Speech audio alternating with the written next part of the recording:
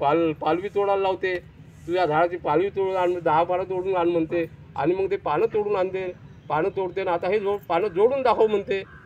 तर ते मग जोडता येत नाही म्हणते, जोडता येत नाही बा म्हणते.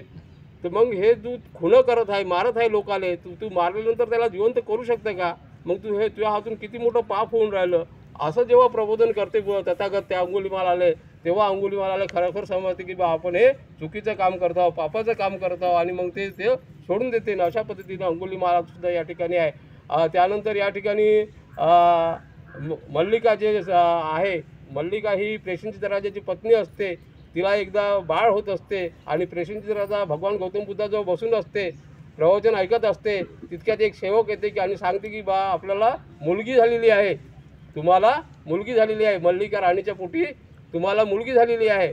आणि असं जेव्हा सांगते तर प्रेषणजित राजा नाराज होते की बा मुलगा पाहिजे होता, मुलगी नाही पाहिजे होती आणि मग नाराज होते खूप. तर भगवान गौतम बुद्ध म्हणते की याच्यात नाराज होण्यालाही काही नाही आहे, मुलगीसुद्धा चांगल्या पद्धतीनं म्हणजे शिकू शकते, चांगली मोठी होऊ शकते आणि मुलगी सासऱ्याच्या घरी सुख देऊ शकते, बाहेरही सुख देऊ शकते आणि मुलगी ही उच्च पदापर्यंत पोहोचू शकते. जसं आपण पाहतो आता राष्ट्रपती, पंतप्रधान जे काही सगळे पदवी आहे, अनेक पदव्या मुलापेक्षा आता समोर हुशार होत आहे.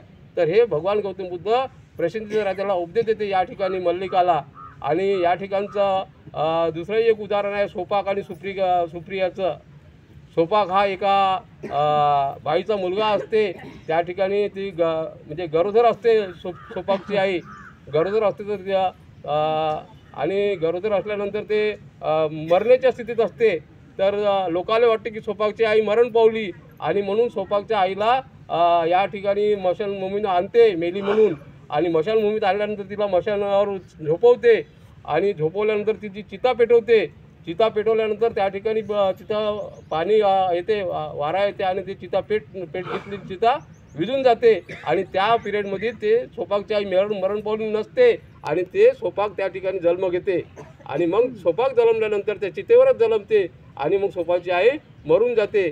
मग त्या ठिकाणी हे सुप्रियाचा वडील असते, ते त्या मशानभूमीचा रक्षक असते आणि ते रक्षक त्या सोपाकला दत्तक घेते, घरी आणते आणि त्याचं पालन पोषण करते. आणि 7 वर्ष झाल्यानंतर तो सोपाक तथागत भगवान गौतम बुद्धांच्या भिक्खू संघामध्ये सामील होते. आणि नंतर त्या मशानभूमीचा जो रक्षक राहते, त्याचा मुलगा राहते सुप्रीक, त्यालासुद्धा त्या धम्मामध्ये आणते आणि चिवर देते त्यालासुद्धा सोपाकच्या माध्यमातून आणि ते अरहंत पदाला प्राप्त होते. हा इतिहास आहे या ठिकाणचा इतिहास आहे, चिंचाचा इतिहास आहे या ठिकाणचा.